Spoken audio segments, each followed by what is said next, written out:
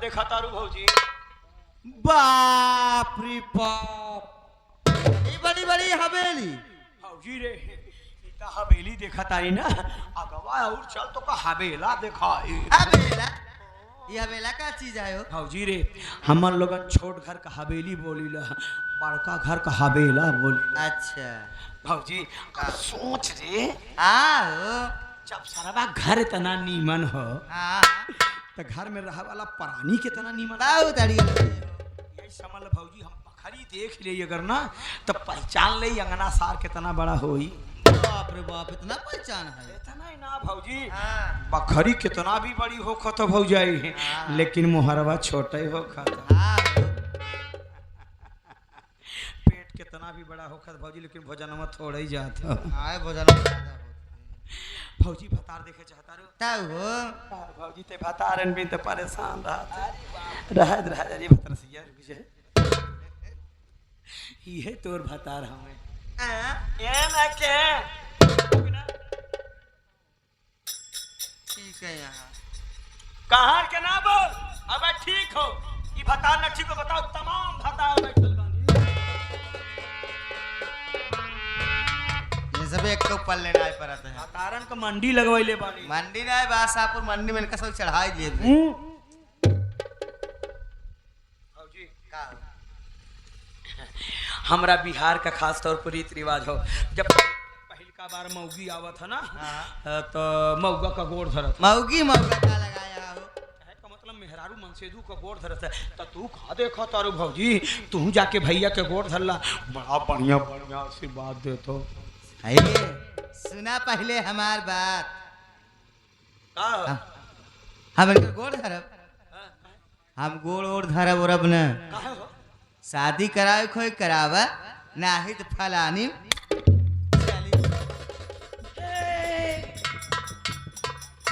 तू गोड़ न धरे? सही बात हो भैया, ई कहाँ गोड़ धरी, रंडित खुदे ही दूसरे के गोड़े गिरवावत। कुछ ना भौजी कुछ ना। भौजी मान हम तोरा के सहूर सिखा देबे तो सीख के धरे लगबे ना। आप सिखाओगे? हम मेहरारुअन का बड़ा बढ़िया बढ़िया सहूर सिखा ले, हाँ कोचिंग सेंटर खोलने अरे बन बाप रे और जौना मेहरारून का हम सहूर दिल दिमाग से सिखा देली ना, सास ससुर भाग गईली। बस करा राज सहूर सिखाओ, जब सास ससुर भाग जी तो क्या करे जाए होंगे रख दो। कहे का मतलब तीरथ करे चल गए। अच्छा देख इतना भौजी, नंबर गोड़ धरे वाला सहूर।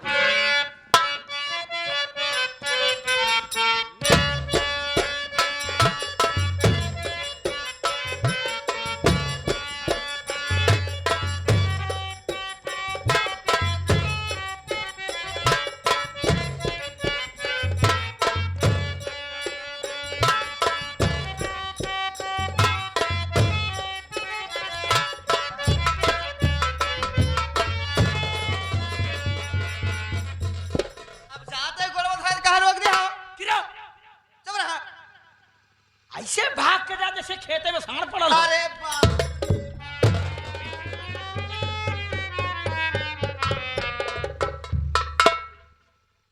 गिरो तोरा के चले के सहूर ना फैल रे। अरे जितना सहूर आए उतना ही चला, जरूरत ज्यादा चला। घबरा ना भौजी, तोरा हम ऐसे चला दे क्यों चले न हो जाता। अरे चुप रहा पत हो जावा भौजी उड़ इस ब्याह में आग ले गए चला सहूर ना, तो ऐसे फ्री में हो खत है, ऐसे फ्री में भतार पाबू। भौजी हो हमरा बिहार के जब पहलका बार गौनहरी मेहरारू आवत है ना, तो सासू जोन हो तो दरवाजा के पहले 5 गो बतासा रखत है। ये कैसे मरे हो? तोहरा उत्तर प्रदेश में 5 गो कसोरा में सरसों भर के रखत है। हाँ, हाँ। वही कसोरवा ऊपर उस बतासवा पे मौगी गोड़ धर के जात है। अरे बाप रे आ वही ओकर पहचान होखत किथा है खा हो? कि नैहर में सती रहल कि न सती रहल। हम तो ना ऐसा थी भाई अरे तो मती तोर ना भ्रष्ट हो, पहले चले के तरीका सीख। चला ही क्या? हाँ, बढ़िया चले के तरीका हो तो बतासा ना बिल्कुल कुछ न हवा भी न फूटे। अरे हम गिट्टी पास फोटा बता सक बात है इसको भाई नहीं समझा नहीं।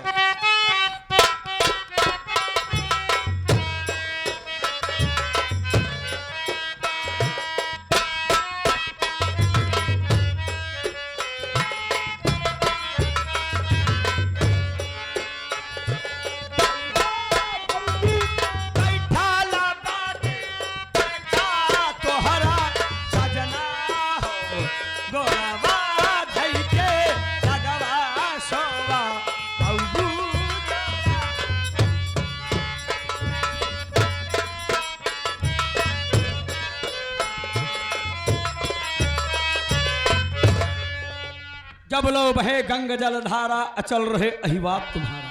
बिहारी वाकई दुल्हन क्या लाया है जैसे चांद का टुकड़ा। यह तो तुम्हारा अंदर कमी हो मरवा, जहाँ लड़की साड़ी देखत का तो मेहरारू ठीक है। हाँ ललकिन साड़ी में टुकुला है।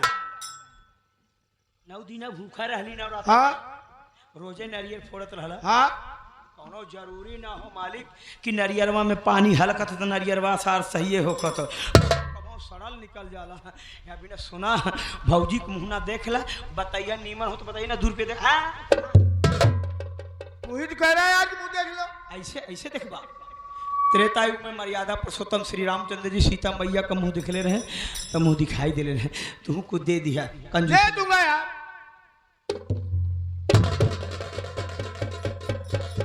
बिहारी ऊपर वाले ने कितनी फुर्सत से बनाया होगा। हाँ मालिक ही लॉकडाउन तो बनैले ना।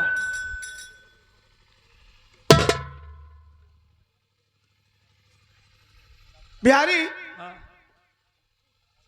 वाकई तेरी भाभी बहुत सुंदर है। मालिक उस रउआ कोनो भी सामान खरीदा था तो पैसा के दम खरीदा था, लेकिन बिहारिया कोनो सामान खरीदा बिल्कुल। आपको हार एक बर्तन हो गई, हमका ठोकर बजावत है। हाँ मिट्टी का करी हो गई है। बुझत रहनी कि मजबूत बानू कि ना। का बुझा हो? मजबूत बानी भौजी ना विचार बा का? भौजी एक बार हम जेका ठोक दे दिल दिमाग से ना, अच्छा लागत खुदे ठोकवावे आवत। भौजी कुकुर देखबे। अच्छा तू कैसे इंसान हा हो? अरे आदमी से भेंट मुलाकात करा हुआ तू कुकुरे भी ला रहा हमका देखो। भौजी बात कुछ कुकुरों में बात ऐसा होकत है। वही ते 4 गोड़वा कुकुर देखले होबे। नहीं का 8 गोड़वा कुकुर जी है। 2 गोड़वा कुकुर हो। अच्छा बाबू लोगन कुकुरन के विषय में सबसे ज्यादा जानकारी हमरा बा। या बिना के सारा जिंदगी हम कुकुरइन किले बानी है और कुकुर के साथे रहल बानी है। आ कुकुर कोनो भी नस्ल का पालल जाला ना बाबू, लेकिन पेशाब सारा बाबू टांगा उठा के करत। भौजी है ना ऐसा नहीं कुकुरी हो। यो ससुर का नाती के कितना भी कहल जाई ना, लेकिन ना मानिया ना ना दर ना छोड़ी। छोटुआ कुकुर, ए छोटुआ कुकुर। अरे बाप रे बाप, तो चेहरा तो ऐसे लटकल बाबू जैसे कटा लटकल कैलेंडर रे। हम कैलेंडर ना कैलेंडर हूँ। अरे है सिलेंडर फौजी आइल बा बुझले। बाकी फौजी बेसुरा बात बोला था। नहीं की फौजी आइल बिया रे। चट कोलवा फौजी जाके देख चेहरावा कैसन हो। तोरा मौसी तो निमन है। जो देख बताइए। मौसी देखे जाता है। कौन दिला हो जाए दुश्मनी पक्का है हो जाए। बिहारी बिहारी भौजी के मुहना तो जैसे रंडी मुहना जैसे रंडी का एकर मुहना जैसे रंडी का भाई मालिक कहावत कहा गई बाप कि एगो औरत लक्ष्मी होखत हो आ एगो औरत कुलक्षणी होखत हो। ई घरमा में ऊ कुलक्षणी करिश्मा का कदम पड़ल बा। कहूँ ऐसा ना होखे बाबू जैसे ओकरा लइका पैका ना भैले, ई हमरा चटकोला भौजी के भी लइका ना होखे। या बिना ए बाबू सयाना ऊ है जवन ठंडी आवे से पहले कंबल खरीद लेवे, भले सरबा चोर बाजार का कहे न होखे। हम तो ई कहतानी जब नई मेहरारू आयल बा तो नया फैक्ट्री नया मकान होके चाहिए। उसे मालिक उत्तर प्रदेश में योगी सरकार प्लास्टिक उत्पादन पे रोक लगा दिले बनी। हम तो सोचत बनी एना से मुंबई महाराष्ट्र चल जाए, वहाँ बाल ठाकरे के इलाका में स्टील का गिलास का प्लांट लगाल जाए। बिहारी साहब तुम भूल रहे हो, जब 1 हफ्ते के लिए मैं बॉम्बे गया था तो वहाँ टहलने नहीं गया था। जमीन की रजिस्ट्री कराने गया था। अच्छा अच्छा और जमीन की रजिस्ट्री करा दिया है, बाकी का काम तुम्हें जाकर देखना होगा। सब देख ले मालिक। भौजी आयल बा तो शॉपिंग करे। शॉपिंग तो जरूरी है यार। देखा मालिक हर कपड़ा अपना मनपसंद के लिए। एक कपड़ा हमारा मनपसंद भौजी। बोलो बिहारी तुम्हारी क्या पसंद है? देखा बेचारी लाल साड़ी पहन के आयल बा, एकरा हरियर साड़ी लेकर तो कि जल्दी हरियर हो। ठीक है बिहारी, तेरी पसंद का एक कपड़ा जरूर खरीदूंगा। मालिक एगो बात और बताई, रउआ बाजार जाइबा फिटफिटिया से जाइबा कि मारुति से? एक बात सुनी है, मालिक फिटिया से ना जाए है, मालिक सेठ आदमी है, बड़ आदमी है, मालिक जाए है तो मार जूती से जाए। मालिक मार जूती से जाइए, तू घर मालिक के जूता से मारुति बोलेला। मालिक ए छोटुआ, जाकर के मारुति साफ कर ले। हम मारुति ने साफ करे बिहरिया सार के भेजा।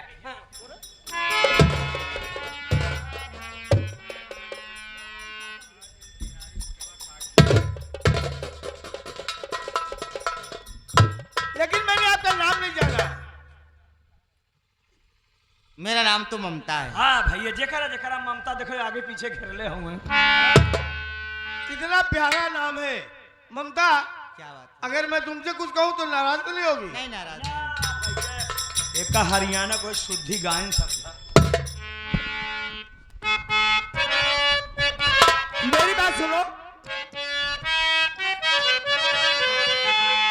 फूलों की रानी बहार की मलिका, तेरा मुस्कुराना गजब हो गया।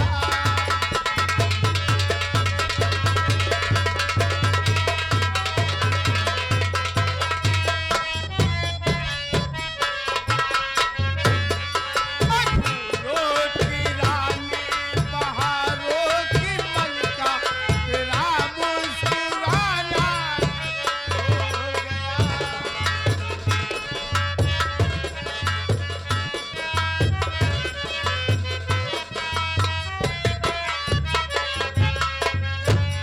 ना दिल होश में है, ना हम होश में है।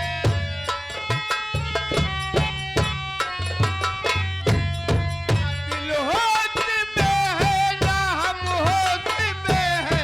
ना दिल होश में है, ना हम होश में है। नजर का दिया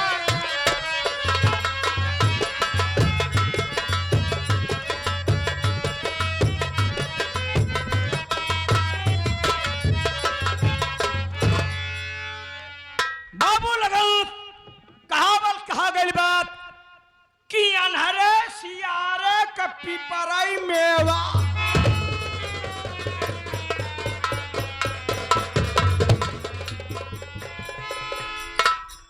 रंदी पहला के बाद इतना खुशबानिया, लेकिन बिहरिया अपन दिमाग लगौले बा।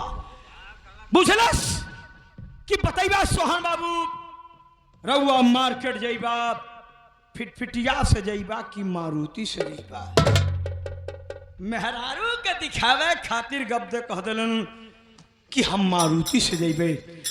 अरे हाय सोहन बाबू, बिहारी के चक्कर में आप पड़ल बाला। रउआ सुबह मार्केट जाइबा ना, बिहरिया राते में जात हो बाबू लोगन मिस्त्री के घर। मिस्त्री के घर गैला के बाद मिस्त्री के 2000 रुपया दे बाबू लोगन।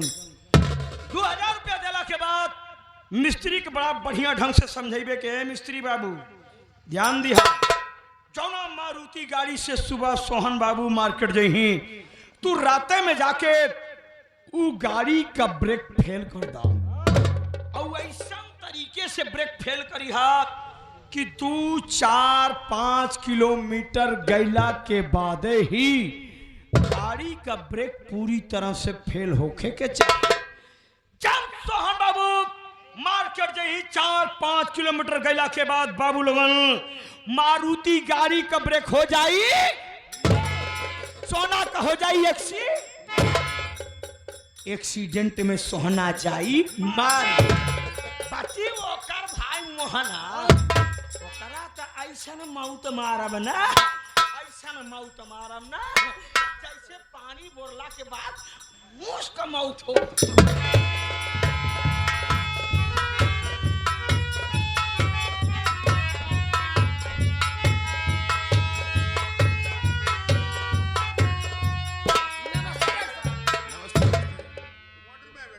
कोई आता मुझे बताना। ठीक है साहब, बैठिए।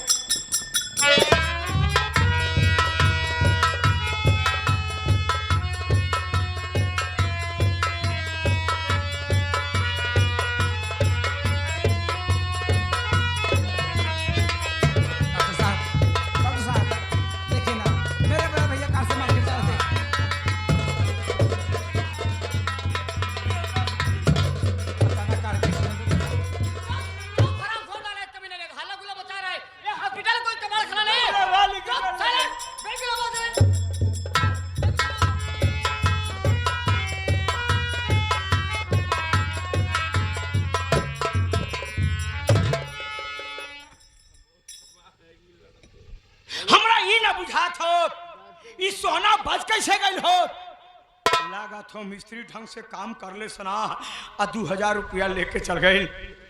भगवान कहाँ बानी रहुआ? भगवान जी हम रहुआ से कब हाथ ना जोड़ ले रहनी, आज जरूरत पड़ब तब जोड़ले बानी। सुनी भगवान जी कुछ न करे को, बस भगवान जी जैसे पानी पाथर बरसावत है ना, ऐसा कौनो जुगाड़ करता है। ई सोना मुँह जात मालिक, मुँह जात मालिक, बस सोना के दुनिया से उठा ला। एक बिहारी तोरा दरवाजे पे भिखारी मांगता है।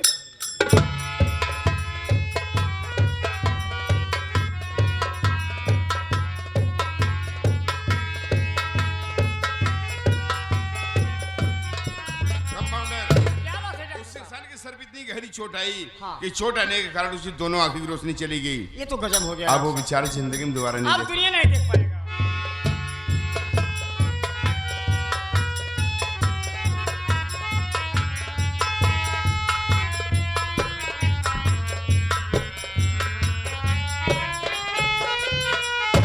डॉक्टर साहब क्या हुआ मेरे बड़े भैया को? मेरी बात सुनो बेटा। बोली डॉक्टर।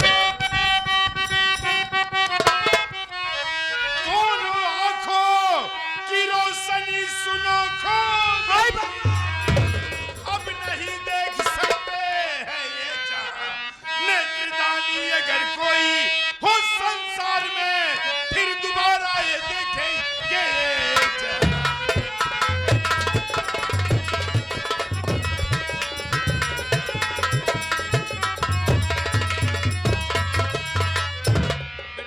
बड़े अफसोस के साथ सब कहना पड़ रहा है, इनके सर पे इतनी गहरी चोट आई कि चोट आने के कारण इनकी दोनों आंखें की रोशनी चली गई।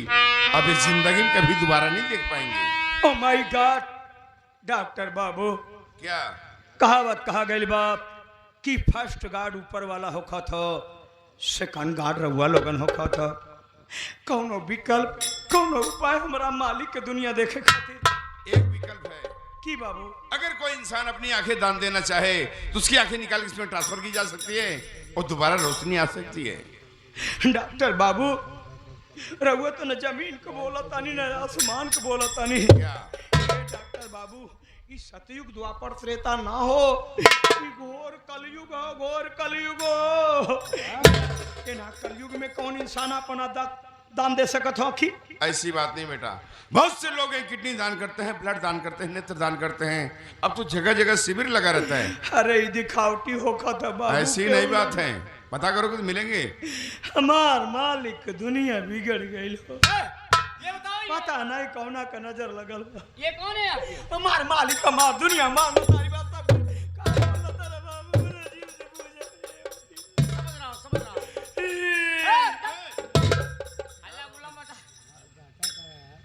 ये आपके मालिक है, आप उनके नौकर हैं। नौकर बानी बाबू। तो मालिक बोले इतना बड़ा तोरे दिल में हमदर्दी है। काहे हमदर्दी ना बाबू?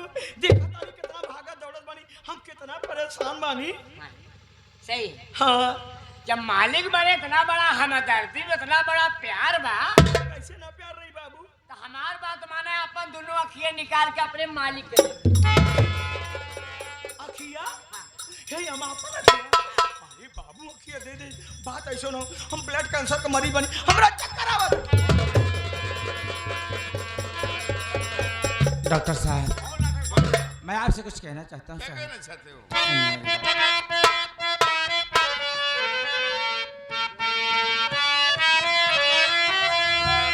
आँख दोनों निकालो कि डॉक्टर मेरी नेत्रदानी खड़ा आपके सामने, भैया के खातिर आए जान हाजिर मेरी नेत्रदानी खड़ा आपके सामने।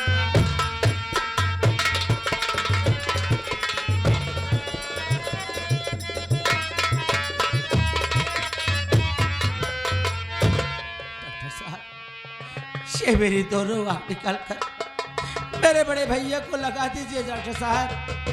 मेरे बड़े भैया के खाते हर मेरी आज्ञा मेरी जान तक हाजिर है साहब। साहब देखो बेटा, ये तुम्हारी जिंदगी का सवाल है, तुम्हारे करियर का सवाल है। सोच लो, समझ लो बेटा, मैंने सोच लिया है साहब। जैसे तुम्हारी मर्जी बेटा।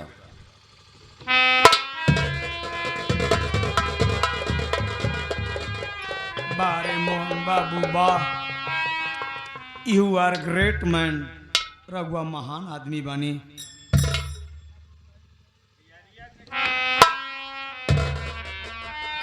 डॉक्टर बाबू बोलो। मोहन बाबू कहत बानी हमार दोनों अखिया निकलवा के हमरा भैया सोहन का लगवा दें। जी हाँ। पर डॉक्टर बाबू एगो बात हमरा भेजा में आवत हो, कहीं तो हमरा हुआ से कहीं। जरूर बोलिए। सुनी डॉक्टर बाबू,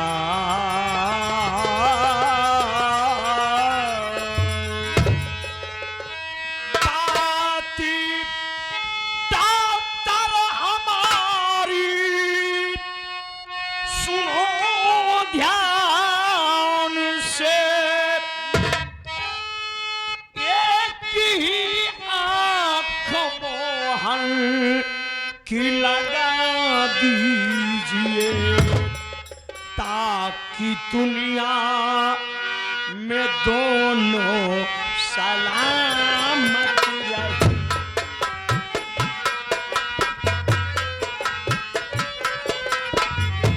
ताकि दुनिया में दोनों सलामत रहे।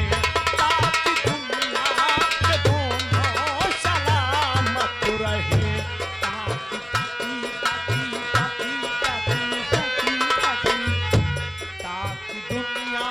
में दोनों सलामत रहे। भाई भाई का प्यार दिखा दीजिए।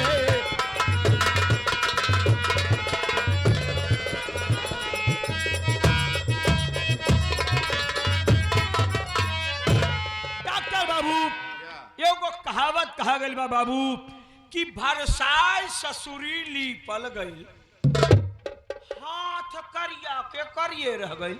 तो समझा नहीं। हमरा कहे का मतलब ई हो बाबू, क्या? एक जिंदगी में उजियाला कर ले से, दूसर का जिंदगी में अधियारा कर ले से का मतलब। मोहन बाबू जवन दोनों अखिया देत बानी, जी हाँ, मोहन का एक गो अखिया निकलवा के सोहन के लगवा दी ताकि मोहन भी दुनिया देखे और सोहन भी देखे। वैसे तुम ठीक कह रहे हो। हम ठीक ही कहला बाबू डॉक्टर बाबू। भैया लोगन सोचत हो कि बिहारिया सार गलत बोलत। बिहारी भैया बड़ी वाली भाभी माई वो चली गई, ये नई वाली भाभी माई है। कल को कहीं गांव की औरतें ताना मारने लगेंगी। गाँव को औरत ताना मरी है। हाँ कहो वो हमारा लोगन का हमार लोगन सेठ साहूकार बड़वार आदमी है। यह जमाना में जेकर चलती ओकर कौनो न गलती। कौन मेहरारू ताना मारी हम बहिने जाते। कहाँ जा रहे हैं आप? अरे झगड़ा करने की जरूरत नहीं है, इधर आइए आप पहले।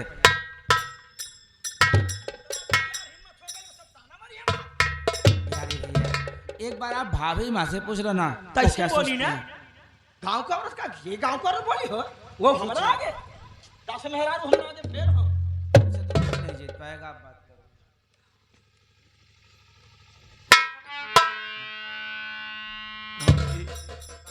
जवान भी भइल बहुत बड़ा खराब है। डॉक्टर बाबू का कहना बा कि भैया का दोनों आंख रोशनी गायब हो गइल बा। हम बुझली डॉक्टर बाबू कोनो विकल्प कल बाबू ऐसा होना कोनो नेत्रदानी दुनिया में मिली आंख दे दी तो दोबारा दुनिया देखे लगी। मोहन बाबू कहतानी हमार दोनों अखिया निकलवा हमारा भैया के लगवा दा। अरे तो मेरे देवर बाबू क्या होगा? हाँ। कैसे पढ़ाई लिखाई करेंगे? इनका करियर खराब हो जाएगा हाँ ना। भाजी हाँ आ देखा भाई हम तो ये सोचा तानी ना हाँ। जवान मोहन बाबू दोनों अखिया देत बानी ना। हाँ, तोरा देवरवा कई अखिया निकलवा के तोरा भतरा के लगवा दे ताकि तोर भतारो देखे तोर देवरो देखे। ये बात ठीक है। हम ठीक है कही ले भाजी, मेहरान सोचा तो कुत्तवा गलत बोला था। चलिए डॉक्टर साहब, भाभी मान गई। चलो ठीक है।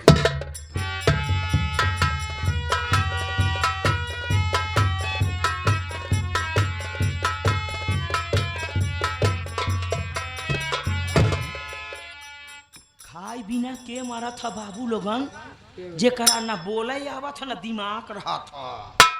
मोहन बाबू कहले हमार दू नौखिया निकलवा हमरा भैया सोहन का लगवा दा, लेकिन बिहरिया अपन दिमाग लगौलेस, एक आंख मोहन का लगवा देलेस, एक आंख सोहन का। दोनों भाई घर में हो गईले।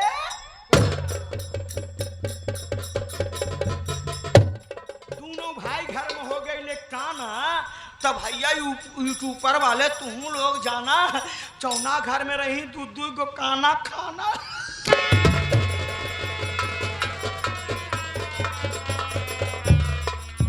उससे बाबू हम 4 बजे सूत उठ जाते रहने, लेकिन अब 10 बजे के दिन उठब या बिना बाबू हमारा घर में एक न दू गो काना हुए। अगर हम कनवा लोगन का मुंह देख ले बाबू, कोनो बात हो जाती बिहरिया के पूछी बाबू लोगन। और आप लोगन का समझा बता नहीं, हम सेठ साहूकार के घर का रहने वाला है यार। और सुना तोहरा लोगन का घाटी बड़ी होई ना तो हमारे दरवाजे मंगवाई बा। जब भी आई है 12 बजे के बाद ही आई है, या बिना कि हमारा घर में एक ना दू गो काना।